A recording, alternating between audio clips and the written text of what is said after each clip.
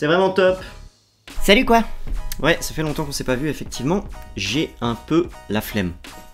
Soit, aujourd'hui c'est un petit tuto relativement facile à faire sur Final Cut, mais qui est aussi faisable sur Premiere Pro. D'ailleurs, ça va être exactement la même manipulation pour le faire.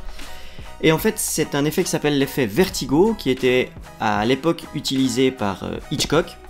Et aujourd'hui, on va l'utiliser pour donner un effet cool sur nos plans drone. Je vais vous expliquer tout ça.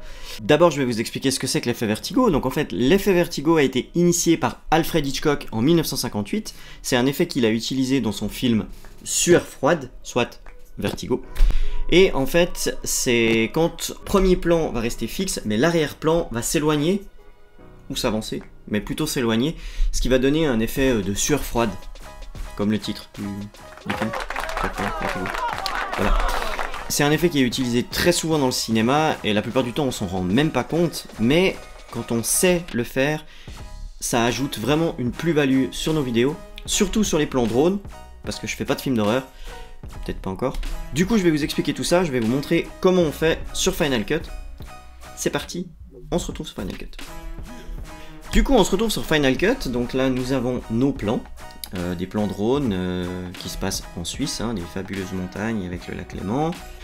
Donc, pour faire cet effet Vertigo avec des plans drone, il vous suffit de sélectionner, donc vous mettez votre plan sur la timeline, vous le sélectionnez. Ensuite, vous allez ici, là, hop, sur les options, sur les effets. Vous allez au début de votre rush, sur l'échelle, vous vous mettez... Le mieux, c'est de filmer en 4K, comme ça vous pouvez vraiment zoomer dans l'image. Moi je vais zoomer beaucoup pour essayer d'accentuer l'effet, pour vraiment que vous puissiez vous en rendre compte.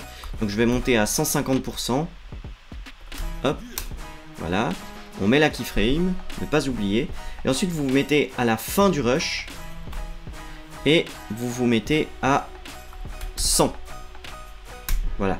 Donc en fait il va faire un dézoom dans l'image pendant que vous avancez. Et si on regarde déjà là ce que ça fait... On voit que l'arrière-plan, bon, comme là c'est, la nacelle elle monte un petit peu, on se rend pas beaucoup compte, mais on voit, ouais, voilà, là on voit bien, je vais vous montrer sur un autre rush, là on voit bien l'arrière-plan qui s'éloigne. Et je vous le fais encore une dernière fois. Donc là je suis sur un autre plan des montagnes, là le plan il est tout bête, on avance tout bêtement, donc ça rendra beaucoup mieux. Donc là on se remet à 150, on met la keyframe, on se met à la fin du rush, on se met à hop 100 avec la keyframe sans oublier, et on regarde ce que ça donne. Et là on voit bien que au centre l'arrière-plan il recule. Donc quand vous avez des panoramas, vous faites des travelling avant avec le drone sur des énormes paysages, avec des détails, des montagnes, etc. Ça peut être vraiment stylé de rajouter cet effet, parce que quand on regarde ça sur un grand écran, on a vraiment l'impression qu'on est en train de se faire aspirer dans l'écran, et ça c'est vraiment super cool.